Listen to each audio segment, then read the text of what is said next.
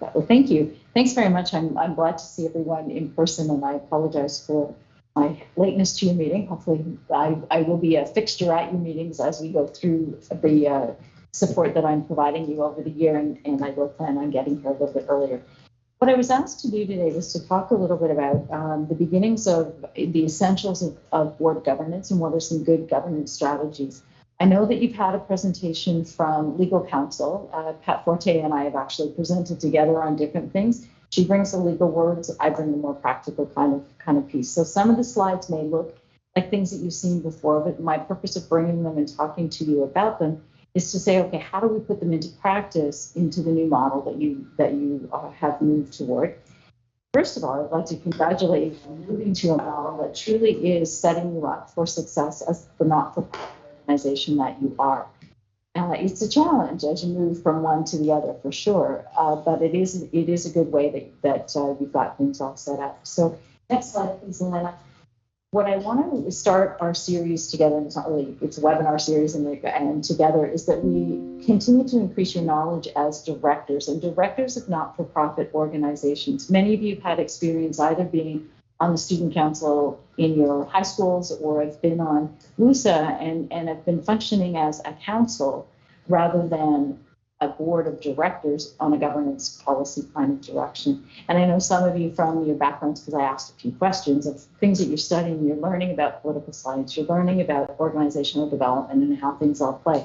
So some of these topics and the way we talk about them will start to come into play. My role is to really help you with the governance best practices and how you can evolve into not only what WUSA wants to do, but as you get on with your careers and you find yourself wanting to give back to different communities and you find yourself on boards and what's going to be expected of you, you'll be well trained to be able to do it. So what I want to cover today, and Rory, I should have asked at the beginning, how much time do I have? I could take up your entire meeting, or I could go real fast too. What would you like me to spend? And we'll end where we end. Mm-hmm. Maybe let's aim for half an hour. Does that sound good with everyone? So till 6:45? 6:45, I can keep an eye on that. All right. So some of the things I wanted to cover was just talking about, I want you to pretend now you're not coming from a council, but you are joining a new not-for-profit in wherever you are from, and you're learning how to be a board. So it's a bit of onboarding and you're a new director. So we'll talk a little bit about the histories and trends in governance. We'll talk about roles and responsibilities of each of you as directors and your accountabilities as a board. And I know later on in your agenda, you're going to be talking about the annual plan. So what I wanted to set the stage for is how you use that annual plan in the relationship between you as a board and Suzanne and her team as the operations or the administrative portion of the organization. So, next slide. Sorry, Alana. Two, in fact, I think. Two. Yep, the next one. Sorry, I see you I'm clicking on mine and I'm forgetting to tell you. That's okay. So just a little bit about not-for-profits in Canada. There are, believe it or not, over 13 million volunteers that are part of not-for-profit organizations in Canada. And I think my number's a little bit short. The last time I was with Imagine Canada, there's over 200,000 not-for-profit organizations in the province or in the country, and it's everything between things like a student council or like a council like you are to a sports organization. The university is actually a not-for-profit, rated as a not-for-profit. Even though there are many for-profit activities that it does, it is classified as a not-for-profit organization. And it's a not-for-profit charity, so that's why you can get receipts, etc. WUSA, you are classified as a not-for-profit in the province of Ontario. So you don't have charitable status, but you function and have all the accountabilities of a not-for-profit. The next slide, please. And a lot of the not-for-profits, I think, as you can imagine, started as, I'll call them mom and pop kind of shops, passions that people had. So whether it was things like community living, the Red Cross, the YMCA, Habitat Canada, it was a cause and a passion that people had. So it often was people who would sit around the table who said, hey, I think we can do this. I really want to do good, but really didn't have any governance structure or any kind of accountability. Well, a lot of things started to happen in the States as a beginning. And it trickled down into Canada and to the not-for-profits, that not-for-profits need to be a bit more organized, have a bit more structure, but yet not-for-profits are not quite the same as a for-profit or a business. Yet you will see as we go through this, you've got all the accountabilities, but yet you still are providing a social service because you are representing the students in the undergrad students at the university. And so those are the stakeholders that you have in mind. You're not giving them back money, but by your actions and direction of this not-for-profit organization, you're helping advance improving life, student life within the university. Next slide, please. So just to give you an idea of some trends that have happened over the years, and it's a long journey back to 1960, and I believe many of you haven't even thought of in 1960 that we go that far back. There really was not much understanding of what not-for-profits were all about or what governance of a not-for-profit meant. You know, people would be donating, giving money, and yes, we needed to keep track of it. You put it in a bank account and go from there. So in the 1980s, 1990s, and those of you who are studying this, Carver started to come into being, and the Carver model emerged as a way to set up governance. And at the time, it was very, very good because it brought in structure, process, policies, and practices. However, from a practical standpoint for the board, it was very limited. Everything was, I refer to it more of being negative. It was the ends. It was more the things you can't do than the things you can do. And so governance practices have evolved since then and are now moving towards focusing on what are the kinds of conversations and discussion the board has to have. You still have to have policies, practices in place. They're not as rigid as they used to be. So it's enabling that kind of conversation that you want to have. There'll be some things as we go through the year together that we'll look at your agenda and see how we can free up some time for you to really be talking about the things that matter and not getting caught up in process. You still have a practice of how you're doing it. You're following a model or a very, very strict parliamentary procedure role, and you don't need to do that. You can gain a lot of time if we can come up with a mechanism that lets you do things. You're doing a lot of introducing bills or introducing motions and you're passing them in second reading and third reading and all the rest of it. You don't need to do that at all. You need to have a way that can focus on how do you deal with dissent amongst the table, because you want to have different perspectives around the table, and how do you actually move the things forward. So what's important for you to be really debating and having motions, and I would suggest that your minutes and things like that, we can gain probably, Rory, 10 minutes out of doing what you just did. And do it in one. And it becomes items for consent. You're approving the consent items. You're not going through each individual piece as an example. So that's one of the ways that it's evolved. It still has some structure in place, but it's allowing you to talk a little bit more. CHAIT came into being probably in the late 1990s with the whole concept of governance as leadership and the introduction of 3 modes of governance. And we'll talk a little bit more about that in a minute.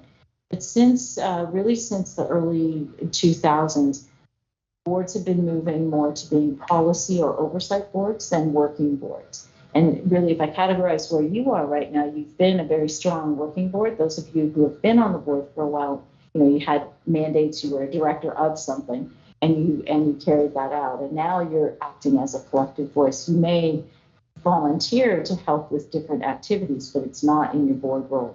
It's as a volunteer. Next slide, please. So what do we mean by governance? Next slide, please, Elena. So if you just take this, look up a dictionary and what does governance mean? You come up with a whole host of things: to steer, to control, to influence from a position of authority, to make decisions that are best for the not-for-profit and those that you're serving, to carry out work directed toward the mission or the purpose. And that we'll talk a lot about mission. The kinds of things that you are doing need to be grounded in the mission of the organization, which tie into your articles of incorporation and a few other things that we'll talk about in a minute. But your mission is really important. What's the purpose of WUSA and how do you carry out the purpose? You're accountable to your shareholders, and in your case, it's the undergrad students at the university. So you are accountable to them to making sure that you are carrying the best interests of the organization forward. Sometimes you will find yourself in a bit of a conflict because you may have a group of students that want you to advocate in a particular way, You know, though, when you see things in the bigger picture, that might not be in the best interest of the corporation, which is a not-for-profit you're providing, that you're working on. So it starts to pull a little bit of tension, and it's hard, I know. And you also were all elected with a particular platform that you wanted to come forward.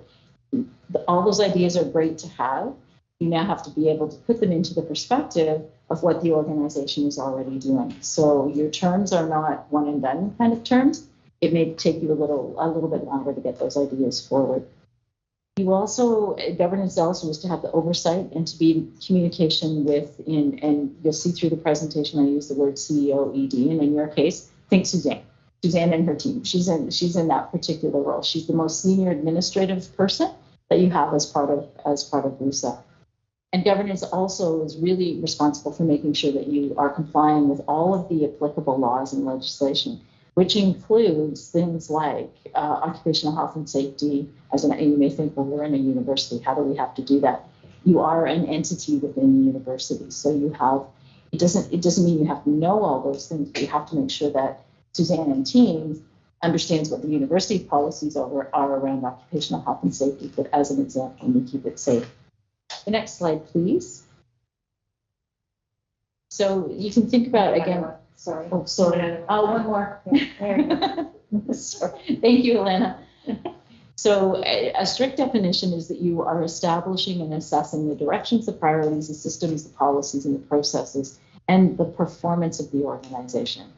And again, your primary role is to act on behalf of the stakeholders that you have. And the model in the report that you received on the new governance structure that you're going in has it very well defined that the stakeholders, or in your case, the students, are the ones that you are accountable to. Then as the board, you're working with your VPs to carry out the governance act, the VP and the president to carry out the governance activities that you need to do. But the operational pieces that need to get done are the accountability of Suzanne, who has a whole team behind her. And that's how you have to start thinking about it. Your previous model had it all mixed up together, and clarity of roles was really a challenge. So you'll find, I think, as we get going with this, it is a lot clearer. Next system, please. Thank you. So another way to look at it, if you like ships and nautical kinds of things, is you think about it being a system that's independent from the operating system, or you can think about a helicopter. To the operations are at ground level, and as the board, you the helicopter oversee, and you keep going and you keep looking and you keep just keeping that high level 30,000 foot view. Occasionally, there may be things that you need to come down and just something happens. Let's say Suzanne got sick, and all of a sudden you had to figure out as a board who's going to take over, or what's the succession plan for her, even in the short term. So you may swoop in a little bit and figure that all out with the administrative team, and then you go back up into the oversight model. The board is the group that has to be setting the direction. So you're not looking at tomorrow, you're looking at next year and the following year, or even further than that. And again, it's the oversight that you're providing. Next slide, please. This slide just lists a bunch of different issues that are facing boards. And I think you can probably, if you look down the list, you can see things that are falling into play with the stakeholders that you have in place. You haven't turned your mind's eye in the past to what's the performance of the organization, but that's a key piece that you're going to need to be doing this year. And your annual plan and your strategic plan are two things that can help you with doing that. You also, I'm sure, are having students wanting more and more transparency on what's happening. So what's the communication that the board expects of the organization back to the student body? You've got some issues that are coming forward, and there's probably a big one I would expect that will hit the organization at some point. As I was driving over here, just hearing about the stabbings that were on campus today. And so is that a safety concern or safety issue? A good governance question around that would be, are there any changes that we need to make in our practices? Is there communication we need to get out? What's the link with security on campuses, or anything more? Now, the rest of the report said there was a good message out saying there's no other danger for the rest of campus, but that would be something the board might want to talk about a little bit more when it settles down. Again, you want to make sure that legislation and bylaws are consistent with the practices and policies. Part of your review of governance structure also got you looking at the Ontario Not-for-Profit Corporations Act, ONCA, which you do need to be compliant with, and I'm presuming that Pat would have you compliant with those. So I think you're probably in good shape. We do need to take, though, from the ONCA compliant bylaws to make sure your policies are up to date too, that are following that. So that's part of what we do need to do.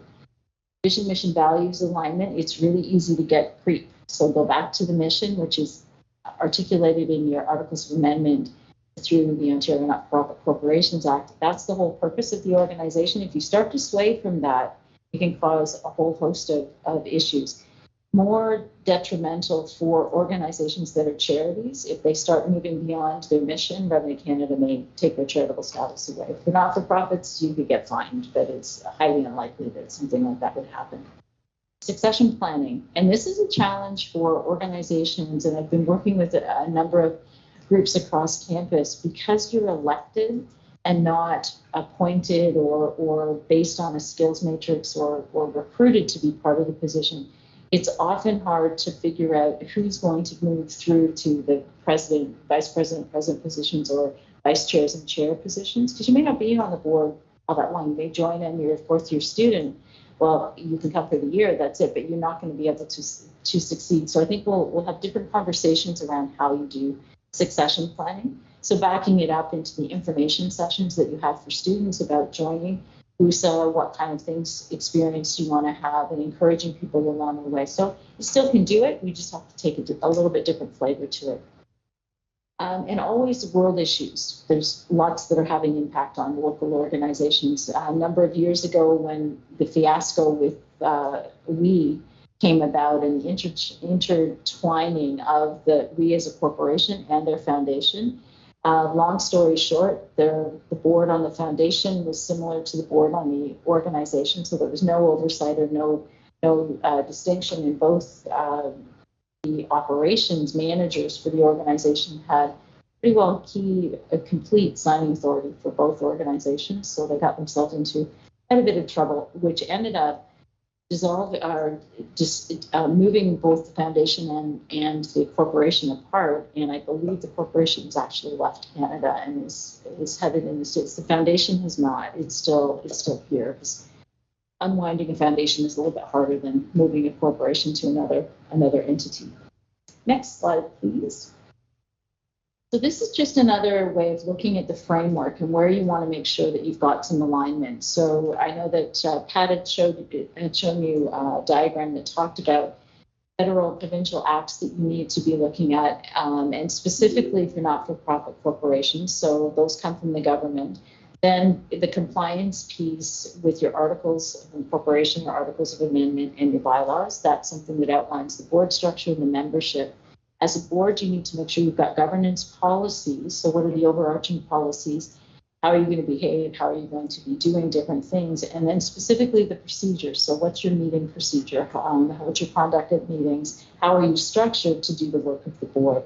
And then management, which is Suzanne and team, are all the operating policies and standards of practice and procedures that would carry out. So just another way to look at how all of it relates together. Next slide, please. So this one just shows, again, from a legal accountability standpoint, who is accountable for what. So the board has the ultimate accountability, and you delegate to the authority to other people within the board. The Ontario Not-for-Profit Corporations Act is pretty particular about some of the things that you can delegate and not. The operations of the organization are typically delegated to the chief administrative officer, senior admin person, and that's Suzanne in your case.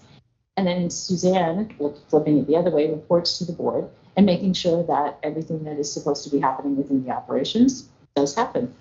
And there are certain things that are delegated to her to be able to do. Next slide, please. Then you may be thinking, okay, the board as a whole has to do a certain number of things, but how do I bring that value, or how can the board bring value? So thinking back to why you ran, why you came, you wanted to represent the student body, you wanted to make sure that things were being done in a way that they ought to be done, so providing that oversight. You wanted to contribute to the direction that the organization was going in, so you've got to bring that perspective. You're bringing your network, you're bringing your experiences to the table, which also help move the organization forward. You want to challenge one another in the organization to do better. So that's helping when Rory asks you to participate in the conversation, or if you haven't commented and he asks you to say something, be engaged, be part of the conversation, be the direction that moves forward. But also working collaboratively and trying to make sure that you are looking at things from a systems perspective. Board policy we'll talk a lot about, and you want to make sure that you've got the alignment that you need. Next slide, please. These are pretty key things for you to remember as the board. You are collectively accountable. You speak as one voice. You may have differing opinions around the table when you're talking about things, but once a decision is made, you have to be talking all together as one voice. That's a huge difference between if you were a politician, and I can speak, I'm a city councilor. I'm a city councilor. And one of the hardest things that I had to get used to doing was when we had votes at council, we could say that we could be voting against it, and it was okay to talk outside council meetings about why we voted against it, which is very different from being on a not-for-profit board. Once you make a decision, the process, you've been heard, you need to speak as one voice, and it's not acceptable that you talk outside again, because it's undermining everything that the board has been doing. So everybody is equal around the table. Some just have different responsibilities. So the chair has a different responsibility, the vice chair, your secretary, your treasurer, but all of you speak as one voice and your voices are all equal. So you have that obligation to make sure that you are exercising your right to speak. I like things in 5s or 3s because they're easier to remember. There are 5 key functions of the board, or the role of the board: setting the strategic direction and monitoring performance. So here's where your strategic plan comes in. One of the things I'm going to ask you to experiment a little bit with in your agenda is start to move your agenda according to your strategic priorities, and put the topics underneath each of your strategic priorities. If it doesn't fit under any of your strategic priorities, you're going to ask the question, why is this on the table? Why are we discussing this? And there will be some reasons, because sometimes stuff happens and you need to do it, but just framing it to what you should be doing and moving the organization forward. You have financial and risk oversight, stakeholder linkage, which in your case is the rest of the student body, self-governance. How are you doing as a board? Do you talk at the end of each meeting to say, okay, what could have gone better here? How did we do on this conversation? Or Rory might say, we really struggled with this conversation. How could we make it better the next time? So it's a way of helping you improve how you're doing things. And those kinds of conversations you'll do without me in the room, you'll do without Suzanne in the room. Anybody who is not a director would not be in the room for that kind of conversation. So you can have a little bit of time to just talk about how can we improve. And then the last piece, the 5th of accountability, is to be the oversight for your senior administrative officer. I will share the slides since Elena's got them. So Elena, you're more than welcome to put them up on the portal when we're ready. The next slide, please. The strategic direction, just to go in a little bit more, it's really rooted in your mission, vision, values. And you've got a strategic plan right now that goes from 2020 to 2025, I believe. So one of the pieces through the year that you're going to want to be looking at, because you're almost finished, you're halfway through, is there anything that we need to, in the last 3 years of the plan or 2.5 years of the plan, do we need to modify? How have we achieved on the things that we've set out that we wanted to accomplish right now? So it's good to bring that back to the board at some point to say, what do we need to modify for next year? Next slide, please. With respect to financial and risk oversight, typically not-for-profits will look at budget, capital, and investment status. So what's the budget for the organization? Are there any capital requirements or things that you need to do? And it's a little bit different for you and how some of those are planned. I don't believe that you've got a lot of capital expenditures. You're not going into buildings. You're not buying buildings. You're not building buildings. You're part of the university. Building some. Yes, see it. And it's Oh, the next one, sorry, Alana, I'm sitting inside. Do I see it? It's in financial and risk oversight. The next slide, please.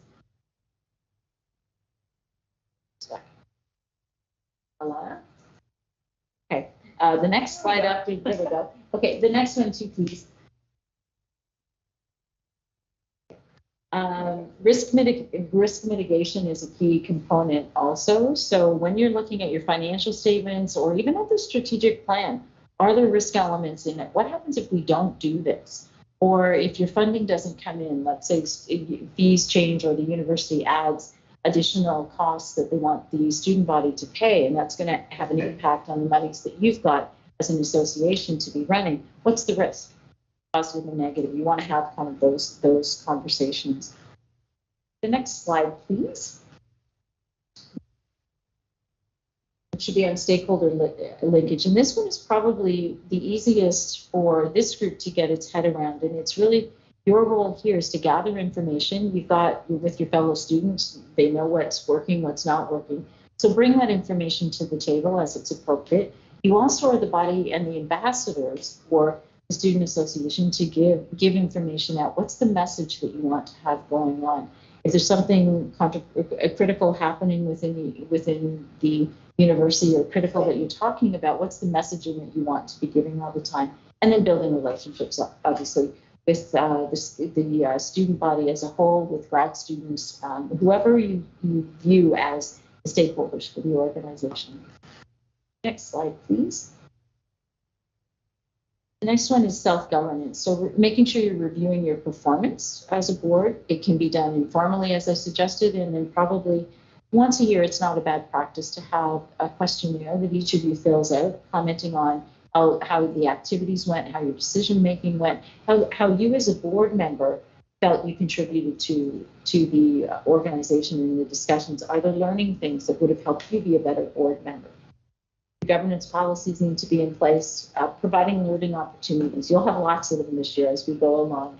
Our plan is you'll have one-on-one time with me, but also at your board meetings. This time I'm giving you a little bit more time than you might, but we're trying to embed particular learning topics 15 minutes into each of your board meetings. And I'll be asking when I meet with you individually, what are the things you want to learn most about being a board member so that we can incorporate that into what you're doing. And then the succession planning, I think that's a journey we'll learn together on how can we set up a model for succession planning, given that you've got elected representatives, you've got a finite time of 4 years maximum if you happen to start when you're a first-year student that you can be on the board, which adds some dilemmas to it. The next slide, please. Typically with not-for-profits, the ED oversight or CEO oversight and that relationship is a pretty critical relationship. You want to make sure that you are working in harmony together. There are key responsibilities that the admin group has, and there are key responsibilities that the board has. They do overlap, and the biggest piece where they overlap is around strategic planning and the direction. As I mentioned before, the board sets the direction, and admin has to execute on it. And so there needs to be some conversations along the way, but we don't have the board delving into the actual execution of the plan as it goes forward. So those are roles that we'll continue to talk along the way. Next slide. I couldn't find my favorite one for this one, but as a board member, you can look in and try to see what's happening within the organization, but you really need to keep your fingers out. So I have one vision of a nose in and fingers out, or the other analogy is the helicopter that I spoke about. You're keeping that 30,000 foot level, the oversight responsibility. Something happens, you swoop in, help deal with it, but then you go right back out to the oversight responsibility. Your role is not to tell the administrative group what to do. Your role is to ask good questions, be curious about things. You can ask things like, what happens if we do this? What's the impact if this happens? So let's say Suzanne brings something to the table saying, I'm just hearing from the university, it looks like our fees are going to be changing and what's coming to the association is going to drop like this. So one of the things you would expect her to be bringing to you or having you be able to talk about is what's it going to mean to the services that are available? And then you have that conversation about, okay, if we can't do this or if we don't do this, what else? Or where do we go with it? So it's a higher level conversation that you're going to be having. Next slide, please. I think we talked about most of this. Reporting to the board, set the strategy and the vision. make sure that the organization is running well. All of the staff and the operations are the responsibility of your senior executive director or CEO. And the other part is to make sure that the board has the information to do their job, the right information to do the job. And I'll challenge you as board members. Often there's lots of really, I'd really like to know this, but it's not relevant to the decision making that you need to make. And so that's the change in your mind that you have to make. And I'd like you to keep thinking about when you're asking for something, before you ask for it, it's the governance question here. Why do I need to have this? Is it really going to help me make a decision, or am I just really curious about it? All of us fall into that trap, even me. I catch myself all the time. My background is in healthcare, and I'm chairing a hospital board right now. I know too much about the operations of a hospital, so I have to keep, and the CEO who sits beside me most of the time at the board meetings, it just gives me a punch if I go too far into operations. And I know, yep, I've asked the wrong question, but it's hard sometimes when you're really curious. You got to think about what's the level you need to be asking the questions at. Next slide, please. This one just depicts in a different way of what your roles and responsibilities are. There are pieces where as a board you're going to be leading, and that's around the ethics, integrity, your process, the vision, the direction that the organization is going. You're partnering around the execution or the strategic plan itself, looking at who's executing the financial structure, the risk appetite or risk tolerance. And I'm not sure that there'll be too much that you'll have. That usually falls into a little bit more into investments and how you're investing your monies and what your tolerance around that is.